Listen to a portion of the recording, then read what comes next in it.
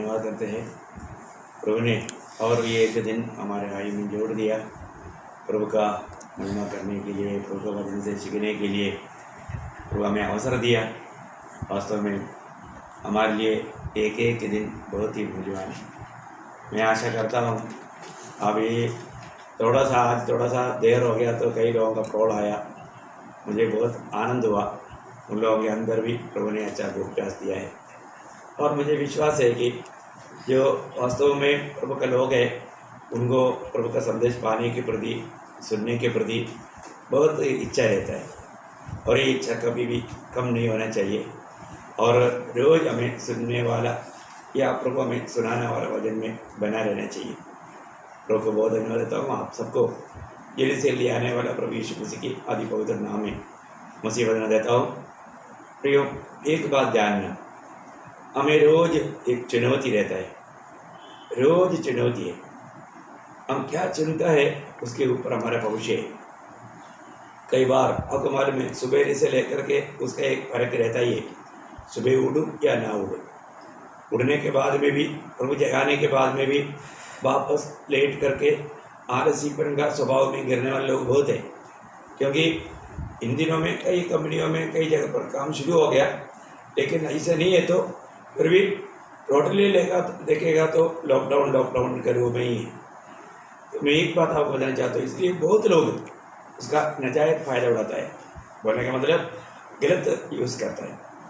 क्योंकि सवेरे उठ करके प्रभु को गुस्से में बैठ करके प्रभु की आलोचना पाना चाहिए, परंतु लोगों को लगता है और कुछ काम तो है नहीं, इसलिए मैं आराम से थोड़ा और सो। इसका मतलब क्या है कि वो एक प्रकार अपना शरीर का इच्छा पूरा कर रहा है। एक आत्मिक जन हमेशा आत्मा में रहने का गौरव जानना बहुत जरूरी बात है। वहाँ पर भी एक चुनौती में हार जाता है। जल्दी उड़ेगा तो हमें ज़्यादा से ज़्यादा समय प्रभु के साथ बिता सकता है, प्रभु का वचन पढ़ सकता है, अधिक प्रार्थना कर सकता है। और जो उसका बारे में बहुत लोगों को मानव उद्देश्य नहीं, लक्ष्य नहीं, उसमें धोखा खाता है। तो मैं आपको बताना चाहता हूँ, हर रोज़ प्रभु हमारे सामने दो बात रखता है। जब यिर्मयाह नबी की किताब 21 अध्याय का 8 वचन में लिखा है, देख मैं जीवन और मृत्यु तेरे सामने रखा है। देखो, एक जीवन है और एक मृत्यु है ना। यिर्मयाह 21 अध्याय का 8 वचन, देखो मैं तुम्हारे सामने जीवन का मार्ग और मृत्यु का मार्ग भी बताता हूँ। देखा, जीवन का मार्ग और मृत्यु का मार्ग भी बताता है प्रभु। हम इसमें से कौन सा मार्ग को चुन लेता है, ये बात है। एक बात हमें बहुत ध्यान देना, हमारे जीवन में हमें इस जीवन की यात्रा में जब तक है, वहाँ पर हमें हमारे इस यात्रा में एक कार्य जरूर करना। तो क्या मालूम है? और हम मसीह के पीछे चलने वाले लोग हैं, तो इस विषय में आप बहुत सावधान रहना। क्योंकि हमें प्रभु के पीछे चलना है तो उसके लिए एक क्लियर व्यवस्था है। आपको याद है? आपको शायद याद नहीं होगा, मैं आपको याद दिलाता हूँ। हर रोज़ इस बात को परखना। लूका का सुसमाचार 9 अध्याय का 23 वचन आपको याद है? हर रोज़ हमें अपने आप को इंकारना और अपना सूली लेना, तभी हम मसीह के पीछे जीवन के मार्ग पर चल पाएगा। लूका 9 अध्याय उसका 23 वचन। उसने सबसे कहा, यदि कोई मेरे पीछे आना चाहे, यदि कोई मेरे पीछे आना चाहे, इसका मतलब प्रभु के पीछे चलना है तो जरूर एक क्लियर व्यवस्था दिया है। ये व्यवस्था हम पालन करते बिना हम मसीह के पीछे नहीं चल सकता। ये मतलब इतवार का दिन के लिए नहीं, हफ्ता में एक दिन, महीना में एक दिन, साल में एक दिन, ऐसा नहीं, या जिंदगी में एक दिन, ऐसा भी नहीं। यहाँ का विषय बहुत गंभीर है। यदि कोई मेरे पीछे आना चाहता है तो अपने आप से इनकार करे। पहली बात, अपने आप को इनकार ना। अपने आप को इनकार करने का अर्थ बहुत गहरा है। हमें अपने शरीर और शरीर की इच्छा, अभिलाषा सबको त्यागना है। एक सच्चा आत्मिक जीवन बिताना है। हमें प्रभु के पीछे चलने का अर्थ सही रीति में अगर हमने नहीं जाना तो मसीह जीवन हर जाएगा।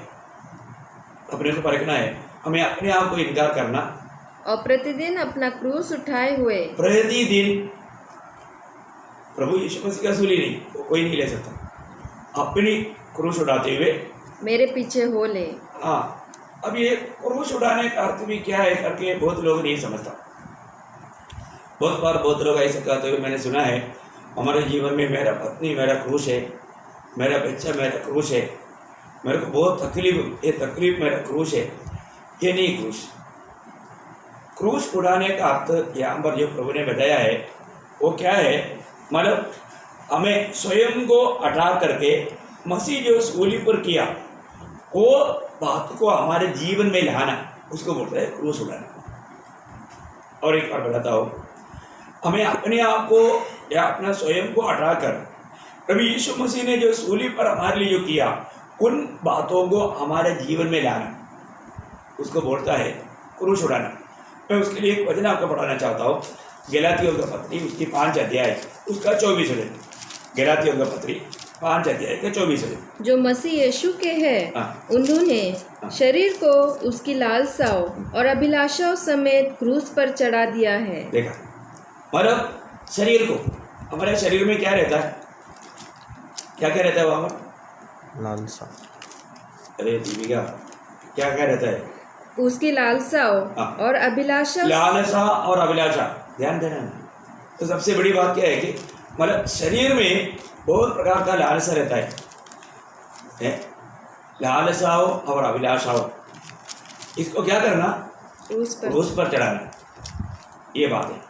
अपने जीवन में हमें बहुत अलर्ट रहना, बहुत सावधान रहना।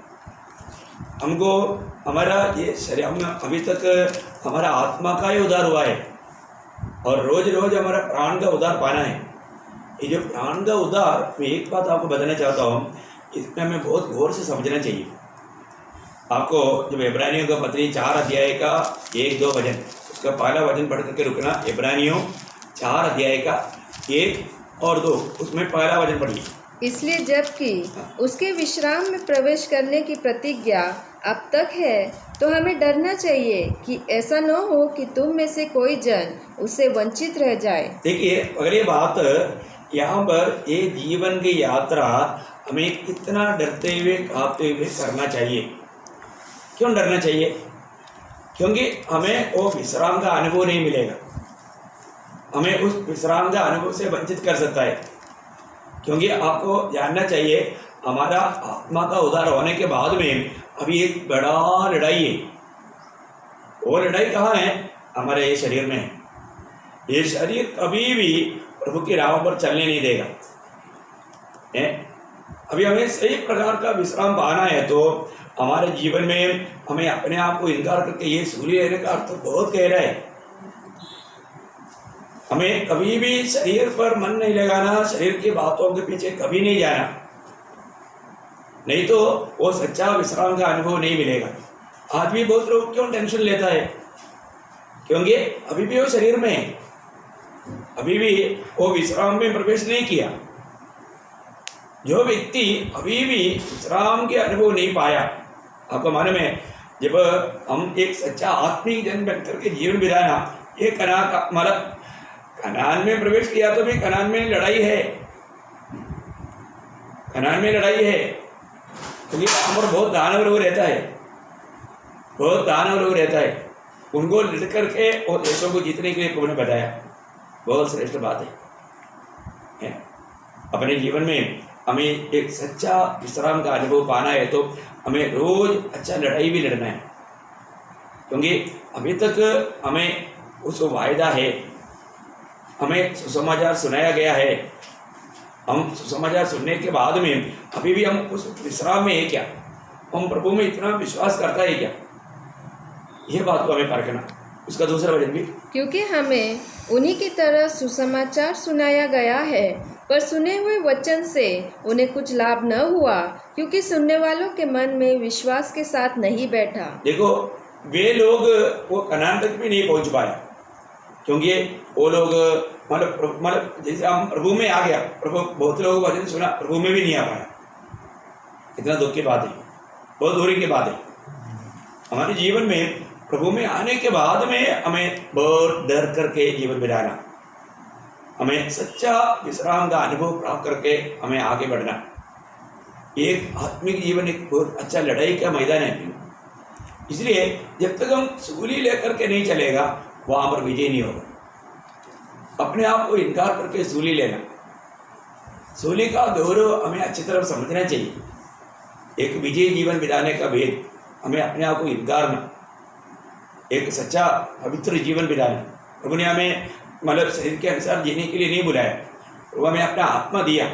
वो आत्मा के द्वारा हमें प्राण में भी और शरीर पर भी हमें विजय प्राप्त करना है।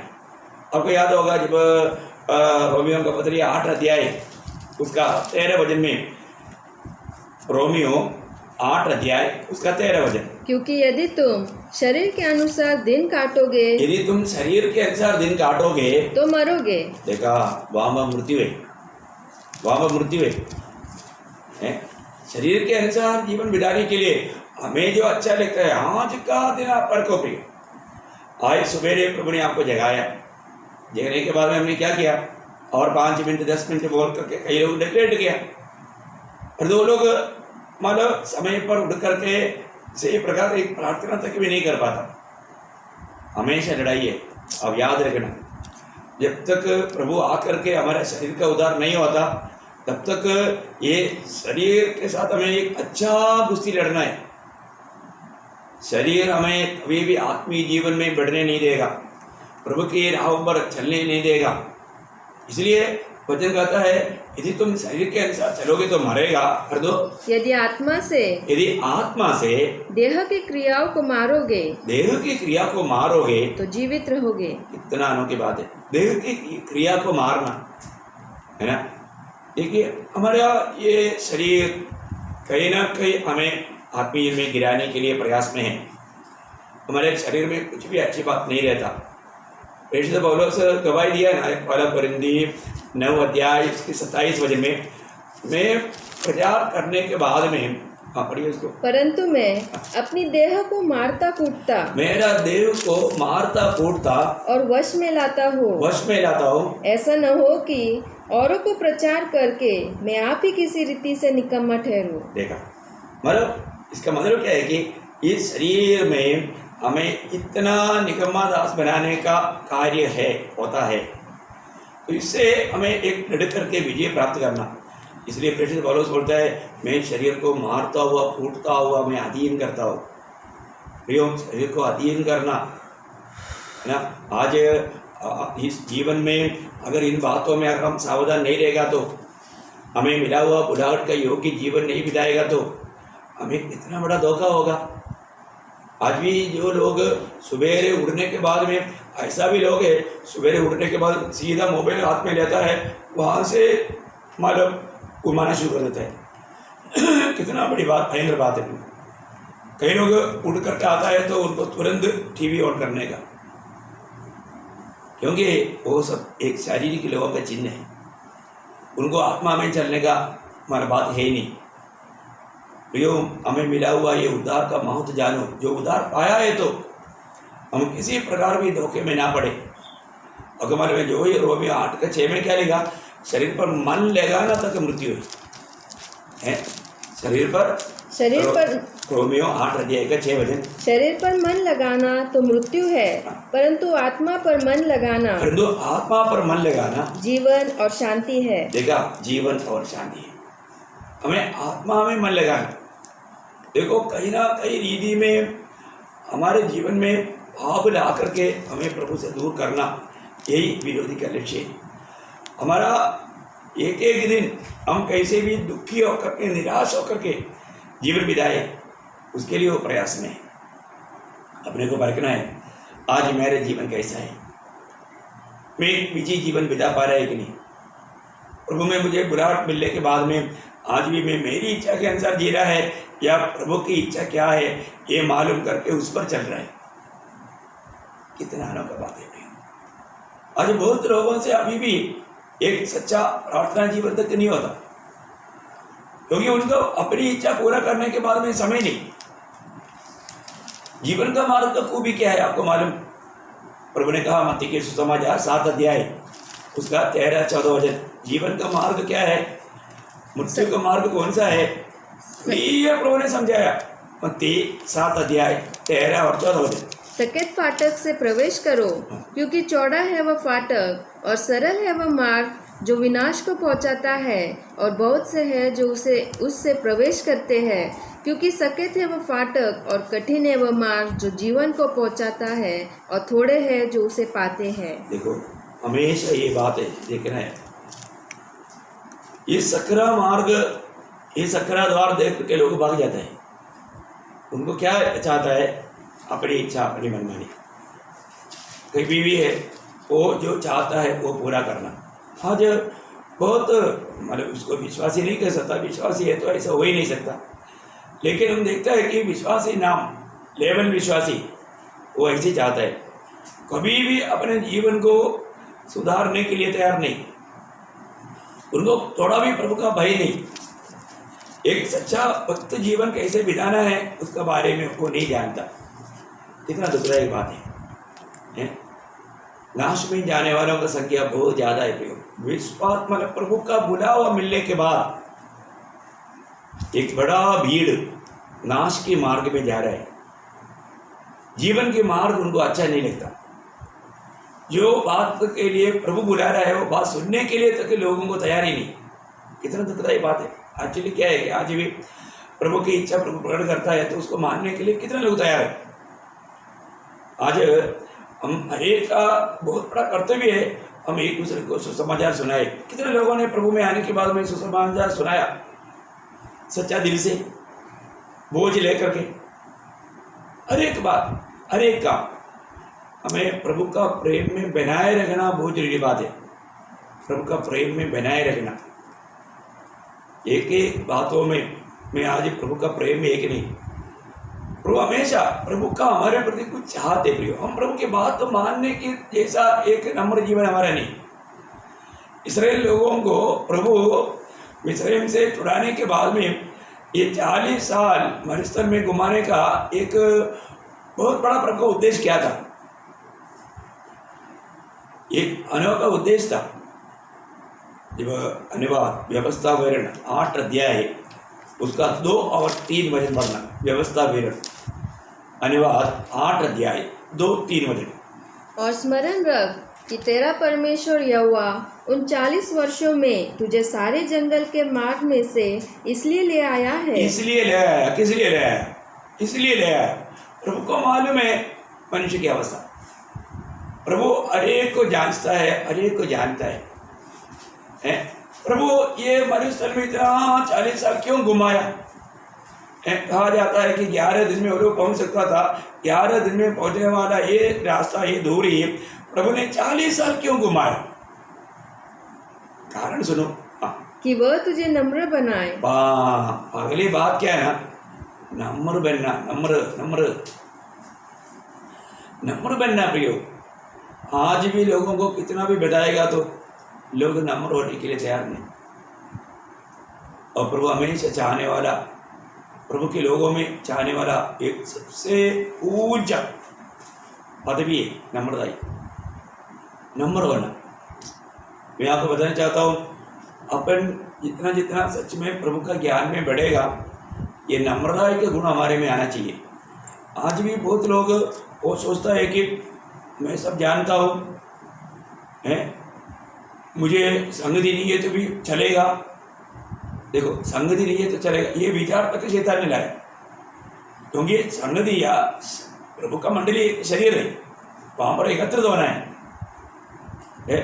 और दिन निकट आता है तो अधिक इकट्ठा होना ना छोड़ो करके बताया। पर तो उसका खिलाफ में विचार आया, क्योंकि उसका बुद्धि, उसका ज्ञान ने उसको भगाया। फिर आप ऐसा ज्ञानी बन करके धोखा मत खाओ। प्रभु का इच्छा जानो, नम्र बनो हमेशा। और आपको सही स्वर्गीय ज्ञान आपको और भी नम्र बनाएगा। और प्रभु का वचन के खिलाफ कभी नहीं जाएगा, अपने हृदय को कभी कठोर नहीं करेगा। मैं आपसे बहुत नम्र विनती करता हूँ, अपन जितना अधिक नम्र बने, ये जीवन की यात्रा पूरा नम्र बनने के लिए दिया। नम्र बनना सबसे बड़ी बात है, पर तो लोग नम्र नहीं बनता। बहुत दुख की बात है। आज मैं कहाँ तक नम्र बन पाता है? प्रभु में नम्र बनना चाहता है। आपको मालूम है प्रेरित पौलुस जब प्रभु में आया, वो जिससे सब प्रभु में बढ़ते गया। उन्होंने जो पहले जो लिखा हुआ जो कुरिन्थ मंडली के पत्र में, जब पहला कुरिन्थी उसका 15 अध्याय के 9 वचन में वो प्रेषितों के साथ तुलना किया और बोलता है मैं सारे प्रेषितों में सबसे छोटा हूँ। क्या बताया? क्योंकि मैं प्रेरितों में सबसे छोटा हूँ। देखो, वो प्रेरितों के साथ तुलना किया।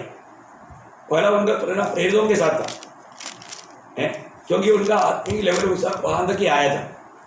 आत्मिक लेवल है, ऊंचे लोगों के साथ तुलना किया। परंतु जब आत्मिक प्रकाश में जब आगे बढ़ा और कुछ साल बढ़ गया, ये करीब 56 में या 57 में लिखा हुआ पत्र है। जब 60 में आया, 60 में और 3-4 साल बढ़ गया, तब वो एफेसुस का जो मंडली को पत्र लिखा। वहां पर वो क्या बोलता है, उसका एफेसुस 3:8, मुझ पर जो सब पवित्र लोगों में से छोटे से भी छोटा हूँ। देखा, अभी देखो, और प्रेरितों के पद से बहुत नीचे आया है, पवित्र लोगों में भी सबसे नीचे आया। बोलता है मैं सारे पवित्र लोगों में भी सबसे छोटा हूँ। देखो प्रियो, नंबर बनने का खूबी बहुत बड़ा है। इसके बाद में करीब AD 65 में और 5 साल जब आगे बढ़ा, वो और भी बहुत नंबर बना। वो पहला तिमोथी उसका पहला अध्याय का 15 वचन के आखिरी में वो बोलता है, मतलब उन पापियों में मैं नंबर 1 पापी। आप देखो, मतलब मैं दुनिया में सबसे बड़ा पापी था, ये कबूल किया है ना, ऐसे ना। यह बात सच और हर प्रकार से मानने के योग्य है कि मसीह यीशु पापियों को उद्धार करने के लिए जगत में आया, जिनमें से सबसे बड़ा मैं हूँ। देखो, जिनमें से सबसे बड़ा मैं हूँ। मैं आपको बताना चाहता हूँ प्रियो, हमारे जीवन में मतलब हम जितना आत्मीय जीवन में आगे बढ़ेगा, उतना वो नंबर बनेगा सही रीति में। अगर आप प्रभु से शिक्षण पाया है तो वो कभी घमंडी नहीं बनेगा, मैंपन में नहीं आएगा। वो कभी भी मतलब झगड़ा विरोध ऐसा बात नहीं करेगा। कभी दिल में नफरत नहीं करेगा, खड़वाहट नहीं रखेगा, बैर नहीं करेगा, किसी के साथ किसी बात में दावा नहीं करेगा। ये सब घमंड है प्रिय। कहीं ना कहीं घमंड जीवन में लोगों के जीवन में आ जाता है, वो हमें धोखा देगा। मैं कहाँ तक अपने आप को नम्र कर पाता है। अभी इसलिए लोग, आपको मालूम है प्रभु ने मतलब 400 साल गुलाम रहा करके अब्राहम को हमारे प्रभु वचन दिया, लेकिन मेरा विचार है कि मूसा को 10 साल में वो तैयार नहीं कर पाया, 30 साल एक्स्ट्रा लेना पड़ा, इसलिए 430 साल उनको गुलामी में रहना पड़ा। मूसा नंबर बनने के लिए टाइम ज़्यादा लगा है, 40 साल लगा प्रभु चाहने वाला वो पदवी में आने के लिए। 40 साल दुनिया से पाया वो बातों को दूर करने के लिए 40 साल लगा। देखो कितना बड़ी बात है। 80 साल की उम्र में प्रभु उसको इस्तेमाल करने लगा, बहुत बड़ी बात है। हमारे भी जीवन में प्रियो बहुत प्रकार का कमी घटी रहता है, हमारे जीवन में बहुत स्वयं रहता है, मैंपन रहता है, और वो बात हमें आत्मीय जीवन में हमारे जीवन को ठुकराता है। तो इस्राएल के लोगों के बारे में भी प्रभु इसलिए बोला, इसलिए अभी देखो इस्राएल लोगों का भी उस दुष्टता ये बात उनको समझाने के लिए प्रभु को 40 साल लगा। पहले बात प्रभु बोलता है कि तुम लोगों को नम्र बनाए और आगे और तेरी परीक्षा करके ये जान ले कि तेरे मन में क्या क्या है। बोलने का अर्थ क्या है कि मतलब उन लोगों को ही ये समझाना प्रभु चाहता था कि तुम्हारा मन कैसा है। प्रभु को तो सबका मन मालूम है, उन लोगों के मन में प्रभु का प्रति वास्तव में प्रेम है क्या, प्रभु का भय है क्या, ये बात प्रभु उनको ही समझाना चाहा। आप देखो उन लोगों का अवस्था क्या था।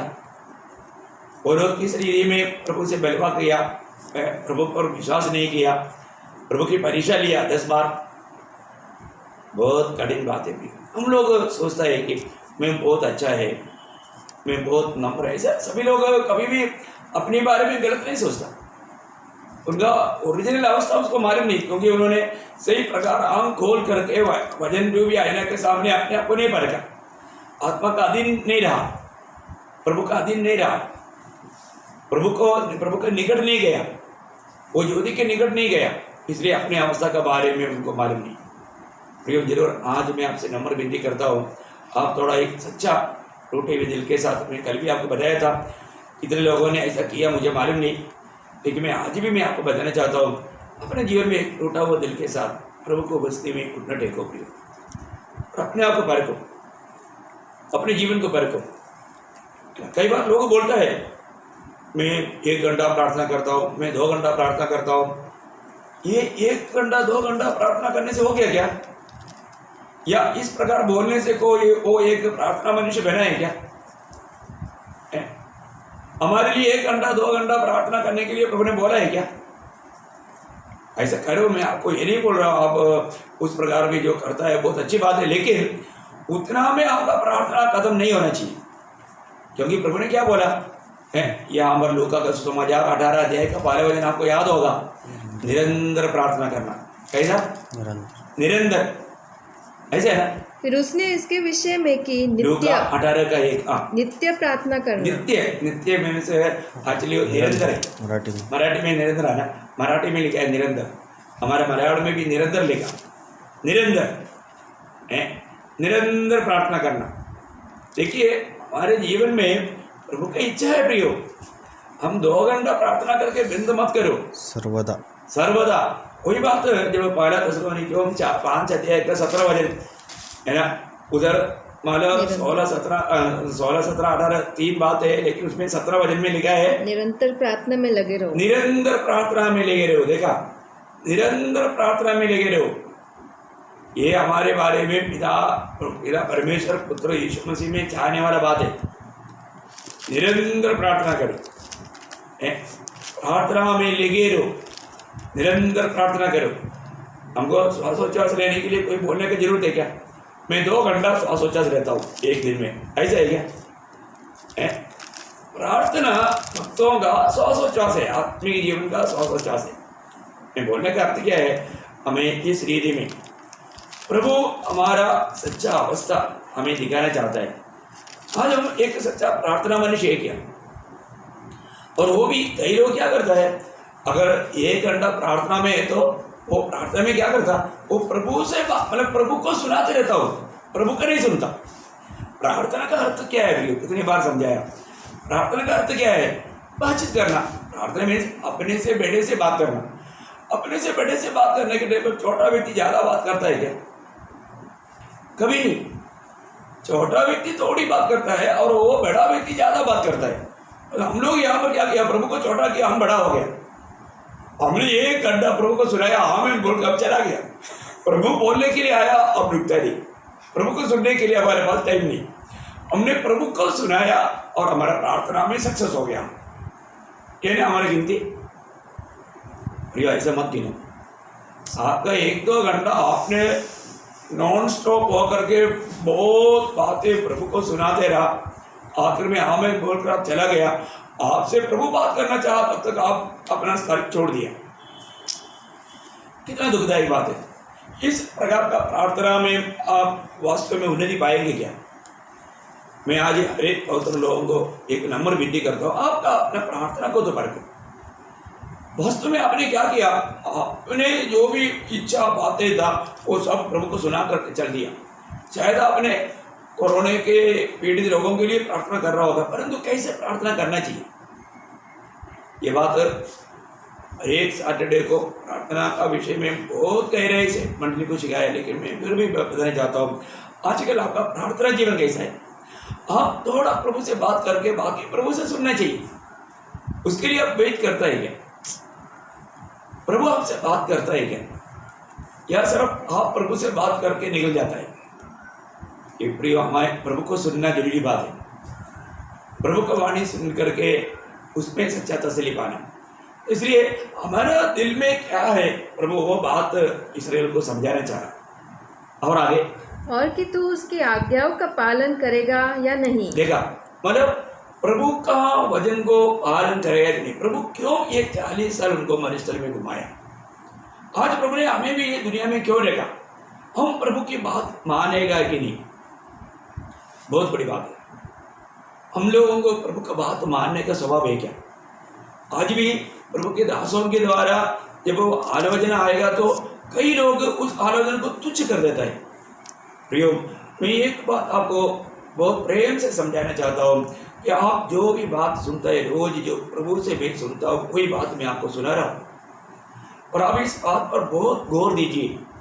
और इन दिनों में जरूर मसीह के स्वभाव में बहुत ज़्यादा उन्नति पा सका, ऐसा एक अवस्था आपके जीवन में आने दो।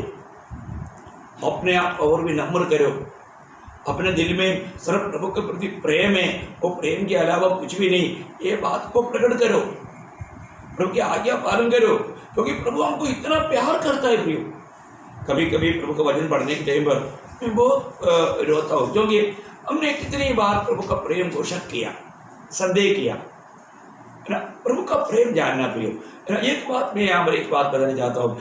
यूहन्ना 17 अध्याय का शायद 23 वचन में प्रभु यीशु मसीह एक बात कहता है, वो वचन बहुत छू लेता है। वो वचन सही में प्रभु यीशु मसीह पिता के साथ प्रार्थना करने के टाइम पर पिता से कहा हुआ एक शब्द है, मैं उनमें और तू मुझ में, कि वे सिद्ध होकर एक हो जाए और संसार जाने कि तू ही ने मुझे भेजा, और जैसा तूने मुझसे प्रेम रखा वैसा ही उनमें उनसे प्रेम रखा। देखा आप रे, आप सोचो पिता कितना पुत्र से प्रेम रखता है, उतना हमसे भी प्रेम करता है।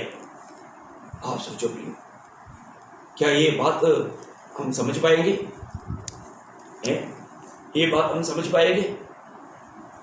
बहुत गहरी बात है, बहुत गहरी बात पड़ेगा तो बहुत ही गहरी बात है। पिता यीशु मसीह से जितना प्यार करता है उतना पिता हमसे भी प्यार करता है। इतना गहरी बात है। हम उस प्रभु को कैसे प्यार करते हैं, आप सोचो। हम प्रभु को प्यार करेगा तभी तो हम प्रभु का बात को मानेगा।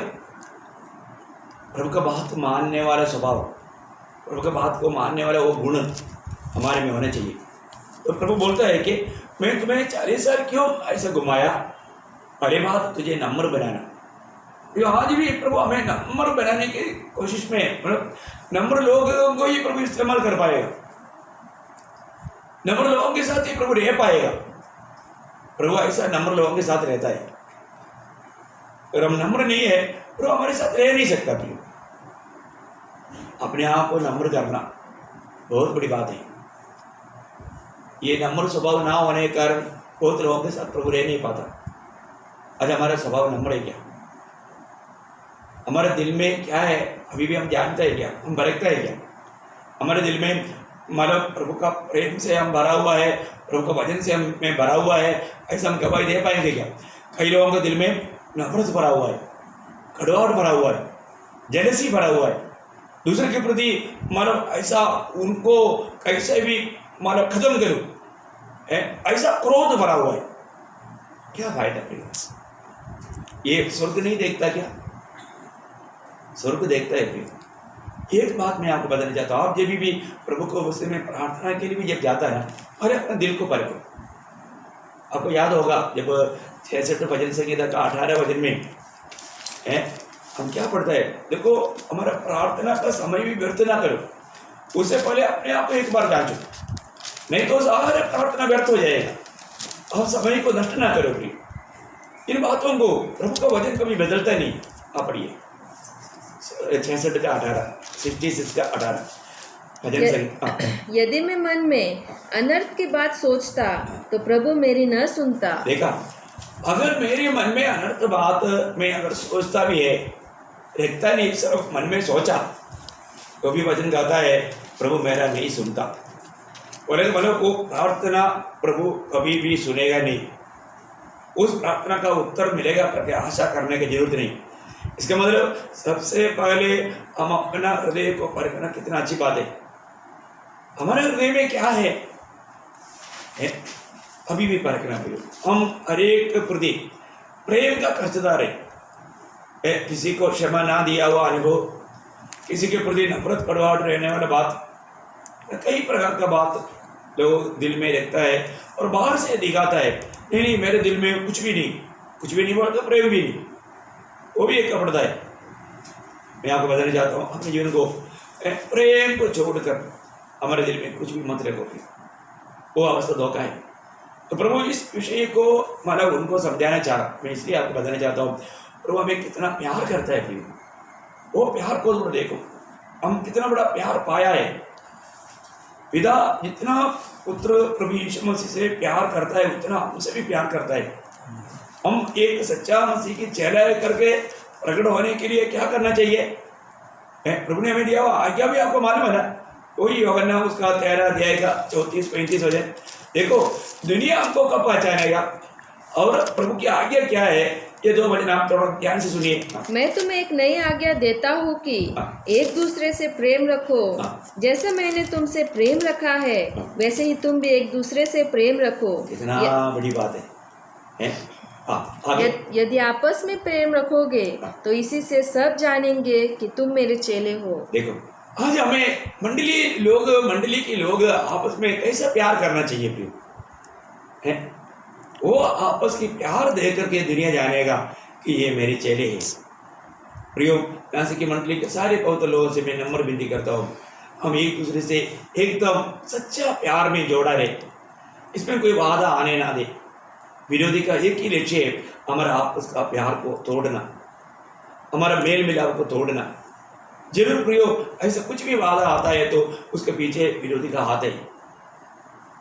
झूठा बातें बोल करके लोगों का दिल को मतलब फंसाता है। सावधान रहना प्रियो। हमें आपस की अभी इन दिनों में हम लोग इकट्ठा नहीं हो पा रहे हैं, लेकिन मैं आपको इस संदेश के द्वारा ये बताना चाहता हूँ, कभी भी आपस का प्यार में कोई बाधा नहीं आने देना। कई प्रकार का गलत विचार या दूसरे लोग कुछ झूठी बात फैलाएगा, आप जो भी सुनेगा आपको मालूम है, जो लोग गंदी पिक्चर देखता है उनके भावना उनके मन बहुत बिगड़ा रहता है। जो भी सुनता है जो देखता है उसका असर होता ही है। इसलिए प्रियो आप भरे को अपने जीवन में आप इस वचन के सामने अपने आप को जांचो प्रियो, है ना, अपने आप को जांचो।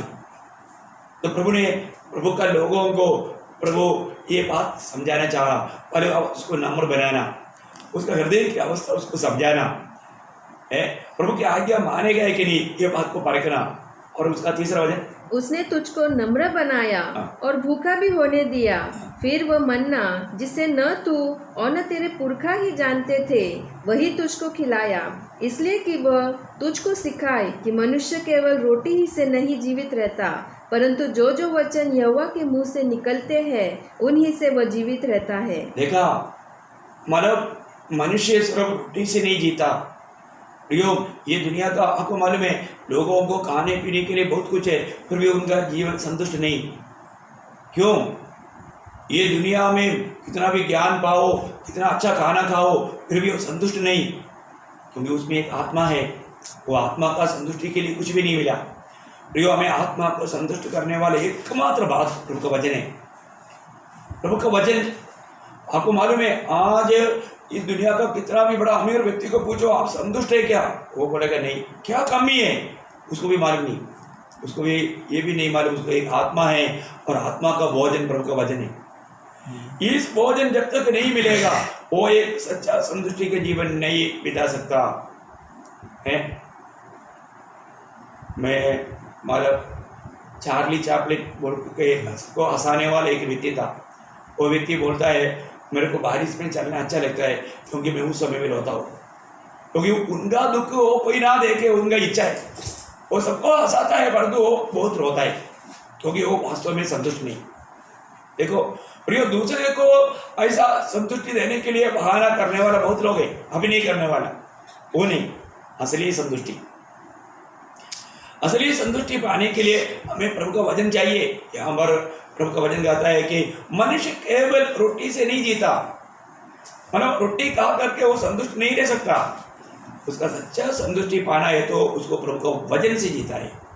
ये वचन का गौरव जानना। आपको मालूम है प्रभु यीशु मसीह जब बपतिस्मा लेकर के बाहर आने के बाद में मतलब सबसे पहले प्रभु ने कहा हुआ शब्द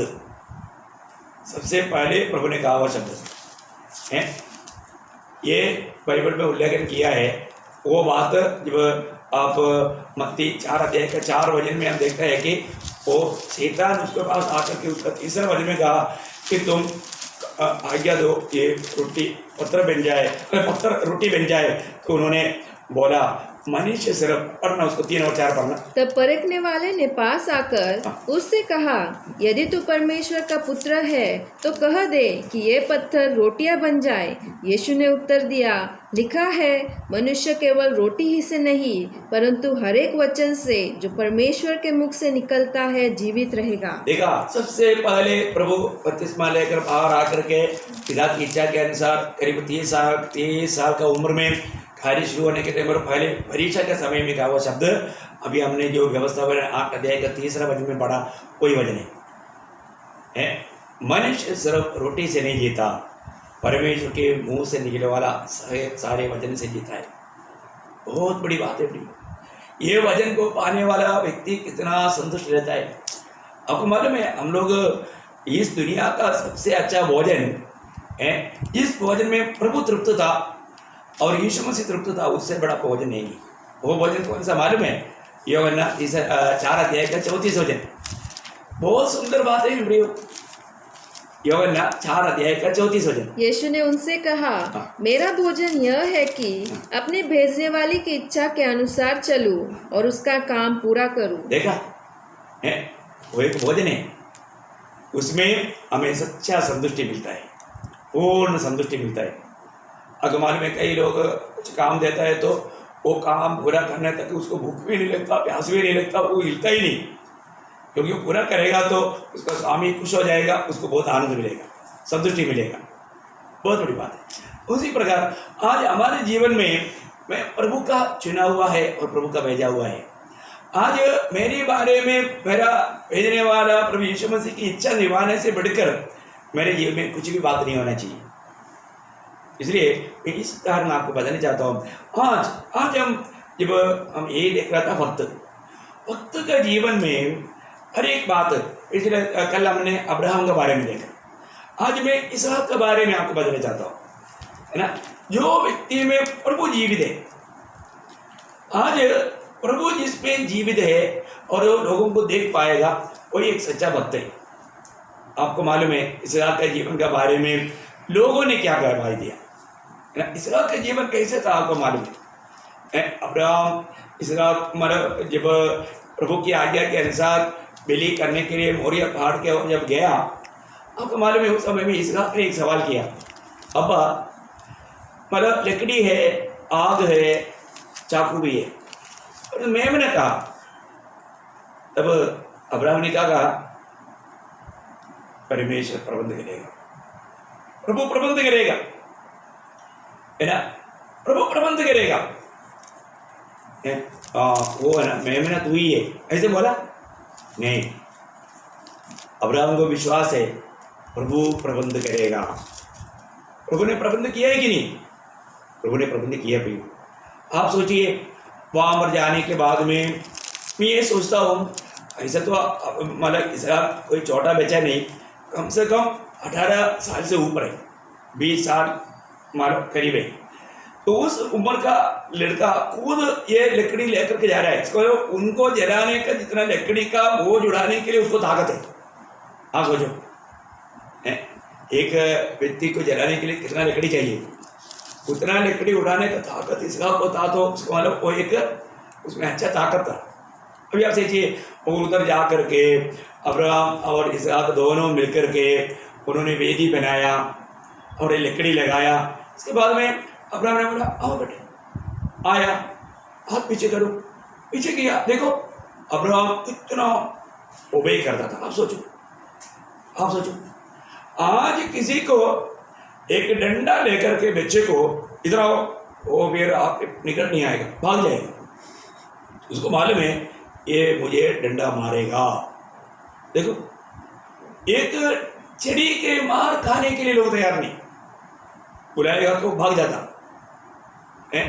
और आप देखो प्रिय, एक इसहाक इतना ओबीडियंट लड़का, अभी आप देखिए, अभी मतलब इसहाक अभी इतना जवान है, अभी वो कह सकता है कि ये तो बुढ़ा पागल हो गया है, अभी इधर रुकेगा तो नहीं, तो ऐसे करते हैं, बुढ़े को ही बांध करके बेदी तो बना दिया, इसको ही चढ़ा देते हैं।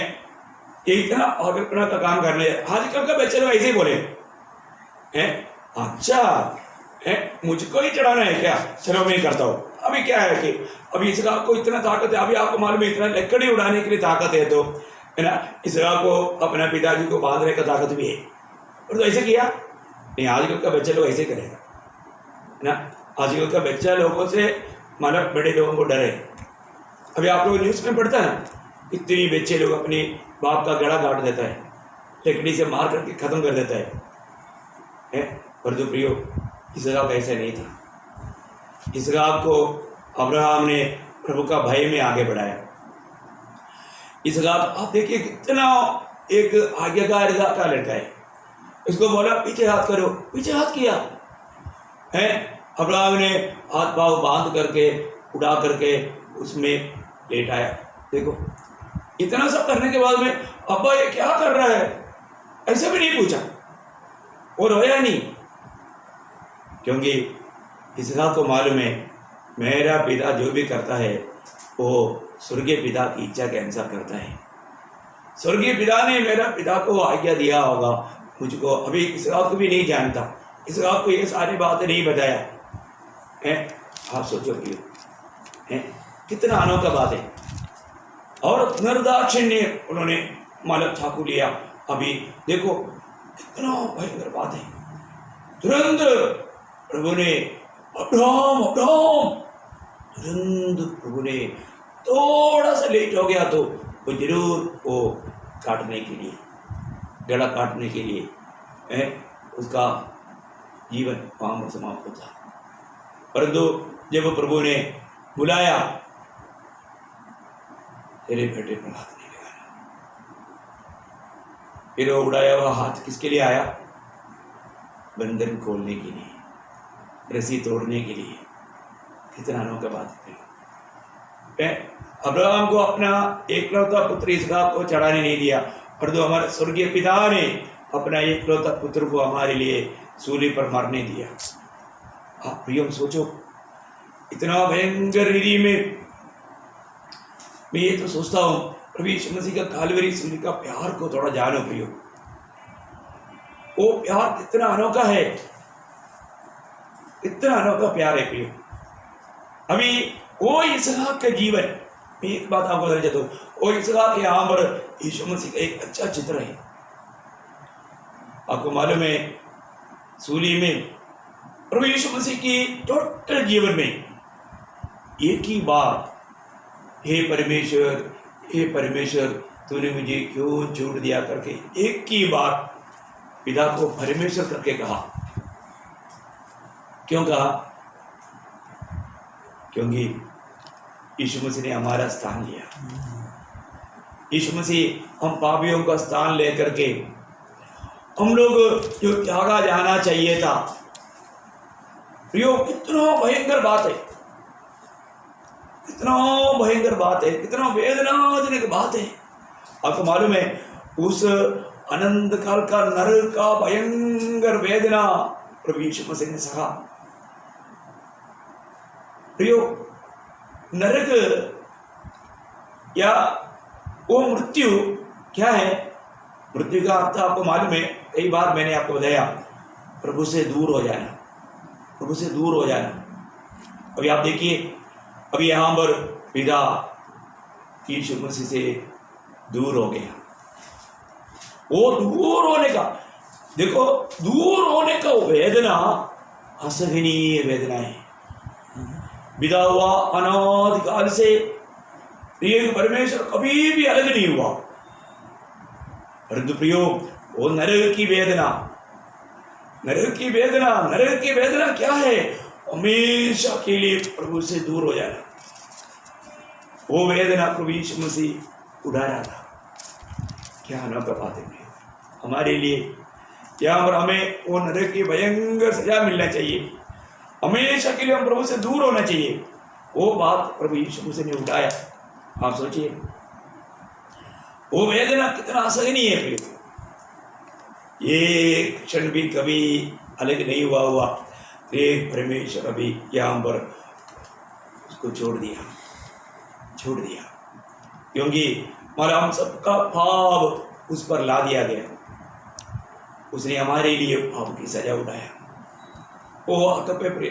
आप सोचिए अभी यहाँ पर भी है ना, पिता को मालूम है कौन है, पिता का हाथ पाँव कहाँ गया है, पुत्र तड़प तड़प करके मर रहा है, प्रियो प्रेम प्रेम के रस्सी में बांधा हुआ था। आप सोचिए हमको बचाने के लिए वहाँ पर क्या हुआ प्रियो, ये कोई नाटक नहीं, ये कोई अभिनय नहीं प्रियो, वास्तव में प्रभु ने हमसे कितना बड़ा प्यार किया। उसी प्रकार वो प्यार का एक सच्चा छाया है हमारे साथ। इसहाक के जीवन में इसहाक कितना एक नम्र व्यक्ति था, इसहाक कितना बड़ा आज्ञाकारिता का व्यक्ति था। इसहाक का जीवन में लोगों ने प्रभु को देखा। अब पढ़ेंगे जब उत्पत्ति किताब उसका उत्पत्ति उसका 26 अध्याय का 28-29। उन्होंने कहा, हमने तो प्रत्यक्ष देखा है कि यहोवा तेरे साथ रहता है, इसलिए हमने सोचा कि तू तो यहोवा की ओर से धन्य है।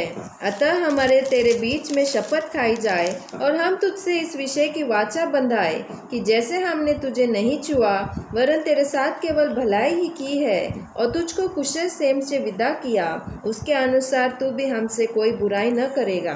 देखिए अभी उन लोगों ने एक्चुअली ये बोलने वाला बात बहुत झूठ बात है, क्योंकि इसहाक जहाँ पर भी कुआं मतलब बनाते थे वो लोग आकर के मिट्टी डाल करके उसको मतलब बुझाते थे, बहुत तकलीफ दिया, लेकिन फिर भी वो एक गवाही सच देता है, तुम्हारे साथ प्रभु है। देखा वो शब्द बहुत अनमोल है। अभी उन लोग ये जान लिया कि सच में मतलब इसहाक के साथ प्रभु है, उन्होंने प्रभु को देखा करके गवाही दे रहे हैं। कितना अनमोल बात है। एक भक्त के जीवन में इससे बढ़ करके क्या चाहिए भी, हमारे जीवन में हमें प्रभु हमारे जीवन में लोगों को दिखाई दे है, वो है एक सच्चा भक्त का अवस्था। मैं आपको इसलिए बताना चाहता हूँ, एक भक्ति प्रभु के चुने हुए लोग, इसहाक प्रभु के ओर से चुना हुआ, प्रभु के ओर से अब्राहम को दिया हुआ बेटा था, है ना। इसहाक के जीवन में प्रभु को दिखाई दिया, अब्राहम के जीवन में लोगों ने प्रभु को देखा। इवन याकूब के जीवन के बारे में भी मैं एक बात बताना चाहता हूँ आगे। अब जब 30 वचन का 27 उत्पत्ति 30 अध्याय का 27।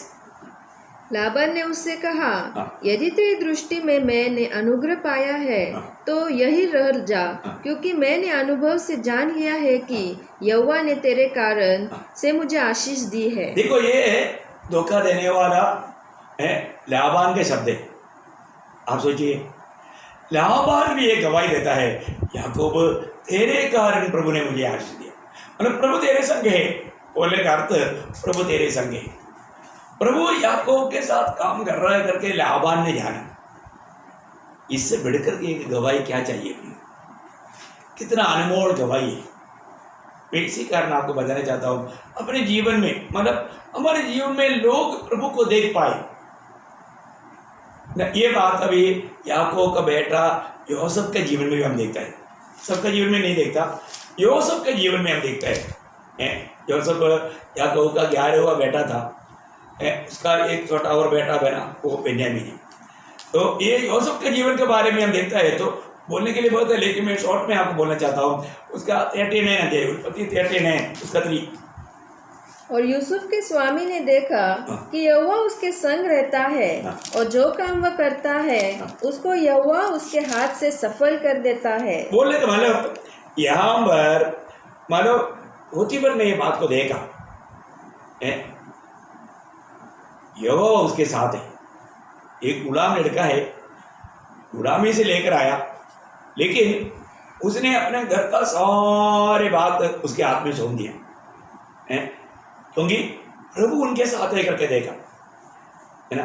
एक बात मैं आपको बताना चाहता हूँ, जिसमें प्रभु का भय है हम उसमें आशा कर सकता है, पर तो आज ऐसा लोग मिलना बहुत मुश्किल है। प्रभु का भय मानने वाले लोग मिलना आजकल बहुत मुश्किल है, ऐसा सच्चा भक्त मिलना। अभी यहाँ पर भी गया जो सबके जीवन में आगे भी हम देखता है, उसका 23 दिन कोई 29 का 23, वहाँ पर बहुत इंसिडेंट आपको मालूम है, मैं वो बातों में अभी नहीं जाना चाहता हूँ। यहाँ पर लोगों ने प्रभु को उस व्यक्ति में देखा, सर कोई बात पर हम ध्यान करेगा। यूसुफ के वश में जो कुछ था उसमें से बंदीगृह के दारोगा को कोई भी वस्तु देखने न पड़ती थी, क्योंकि यहोवा यूसुफ के साथ था और जो कुछ वह करता था यहोवा उसको उसमें सफलता देता था। अभी आपको मालूम है, बहुत बड़ा एक परीक्षा हुआ पोतीफर के घर में, उसमें यूसुफ विजय पाया, लेकिन उसका आखिर में उसको बंदीगृह में जाना पड़ा। एक गुलाम अभी बंदीगृह में है, वो बंदीगृह में बहुत लोग हैं और उनके सबके ऊपर यूसुफ को अधिकारी ठहराया, क्योंकि बंदीगृह का सरदार ने देखा कि ये प्रभु का जन है। तो एक बात मैं इसलिए बार बार आपको बताना चाहता हूँ, एक व्यक्ति प्रभु की भय मानता है, प्रभु उनके साथ है, तो कोई भी उस पर विश्वास कर सकता है, क्योंकि वो कभी धोखा नहीं देगा। आज हम ऐसा मतलब प्रभु का लोग कहलाने वाले लोगों पर विश्वास करेगा तो बहुत धोखा मिलेगा। तो हमें वो व्यक्ति में प्रभु को देखना है। आप देखिए, आज हमारे जीवन में मतलब एक भक्त है तो वो व्यक्ति के जीवन में प्रभु को दिखना ही चाहिए। आज ऐसा है क्या? देखो, यूसुफ पर दोष लगाने वाला है या अब्राहम पर दोष लगाने वाला एक झूठ रहेगा, वो बात अलग है, परंतु वास्तव में प्रभु उनके साथ है करके कुछ लोगों को कम से कम दिखाई दे पा रहे हैं क्या? ये बहुत बड़ी बात है। यूसुफ जहां पर भी गया, यूसुफ एक पवित्र जीवन बिताया, वो पाप से दूर रहा, मतलब प्रभु को प्रसन्न करते रहा, इसलिए प्रभु हमेशा उनके संग रहा। और आपको मालूम है, यूसुफ को इसलिए अच्छा प्रभु इस्तेमाल करने वाला वरदान भी था, क्योंकि स्वप्न का व्याख्या करता था। आखिर में हम देखते हैं कि उनके साथ रहने वालों को स्वप्न का व्याख्या दिया, उन लोगों को एक जिम्मेवारी दी, वो लोग भूल गया। आखिर में फरो को स्वप्न मिला, फरो का स्वप्न का व्याख्या किया, आखिर में फरो राजा को भी उसमें एक बात दिखाई दिया। वो क्या है, वो सत्य पढ़ करके आज खत्म करेगा, है ना, उसी 41 का, जब उत्पत्ति 41 का 38। इसलिए फिरौन ने अपने कर्मचारियों से कहा कि हमको ऐसा पुरुष जैसा यह है, जिसमें परमेश्वर का आत्मा रहता है, मिल सकता है? हाँ, मिल सकता है। मतलब ये व्यक्ति के साथ प्रभु है, ये प्रभु के साथ चलने वाला, प्रभु को जीने वाला एक व्यक्ति है। ऐसा व्यक्ति कहाँ मिलेगा? ऐसा व्यक्ति से हमें काम लेना है। देखो, इसलिए यूसुफ को आप देखिए, एक कैदी होकर के रहने वाला एक गुलाम लड़का, आप सोचो, वो तो गुलाम मानो उनको बनाया गया, लेकिन अभी फिलहाल तो नज़र में वो गुलाम है। ऐसा व्यक्ति को अभी एक ही दिन में मानो इस्राइल का प्राइम मिनिस्टर बनाया, राजा के बाद में फिर वही सबसे बड़ा, आप सोचो है, और इतना पूरा अधिकार। प्रियो, प्रभु को जानने वाला, मैं एक बात यहाँ पर इसलिए बताना चाहता हूँ, जब नैन जीवन भजन संगीता 14 भजन एक बहुत सुंदर भजन है। जो लोग प्रभु से लिपटा रहेगा, प्रभु को जानेगा, उसका जीवन में प्रभु महान कार्य करेगा। नैन जीवन का 14, उसने जो मुझसे स्नेह किया, इसलिए मैं उसको छुड़ाऊंगा, मैं उसको ऊंचे स्थान पर रखूंगा, क्योंकि उसने मेरे नाम को जान लिया है। देखा, ओह, एक एक वचन कितना सत्य है प्रिय। प्रभु से जो लिपटा रहेगा, प्रभु को सच में जानेगा, प्रभु की आज्ञा के अनुसार चलेगा, प्रभु को सम्मान करेगा, प्रभु उसको ऊंचा करेगा। देखिए, ये काम सच है, आज भी प्रभु काम करता है प्रियो। मैं आपको बताना चाहता हूँ, अपने जीवन में हम प्रभु का सच्चा ज्ञान पा करके, प्रभु के साथ लिपटे रहते हुए, प्रभु हमारे जीवन में दिखाई दे, ऐसा जीवन बिताने के लिए प्रभु सबको सहायता करे। बहुत बातें हैं, जैसे अभी प्रभु की आत्मा एक्चुअली बहुत बातें जिसे किया, मैं सारे बात आपको बांट नहीं पाया, फिर भी मैं आशा करता हूँ प्रियो, एक सच्चा भक्त बन करके जीना। भक्तों में वो व्यक्ति नहीं जीता, उसमें प्रभु जीता है। अभी हमने इसहाक के जीवन को, याकूब के जीवन को, यूसुफ के जीवन को थोड़ी सी दीदी में देखा, उन लोगों में और लोग प्रभु को देख पाया। प्रियो, आज उस प्रकार प्रभु के लिए चुना हुआ हमारे जीवन में लोग मसीह को देख पाता है कि नहीं? जैसा पिता को प्रकट करते हुए यीशु मसीह जीवन बिताया, ऐसा यीशु मसीह को प्रकट करके जीवन बिताने का कर्तव्य प्रभु में बुलाहट पाया हुआ हम सबका है। इसलिए मैं आशा करता हूँ ये वचन हमारे लिए बहुत बड़ा एक मदद का कारण बने, एक सच्चा मसीह जीवन बिताने के लिए। हर एक बात, जो बात मैंने आपको बताया प्रियो, जरूर परखना। कल से बढ़कर के आज हम प्रभु का आगमन की निकटता में हैं, इसलिए प्रभु की तैयारी में रहना। प्रभु आपको बहुत आशीष दे। मेरी तरफ से विवेक और दीपिका, मेरी सीख सबकी तरफ से आपको मसीह वंदना देता हूँ। प्रभु का अनुग्रह आपके साथ।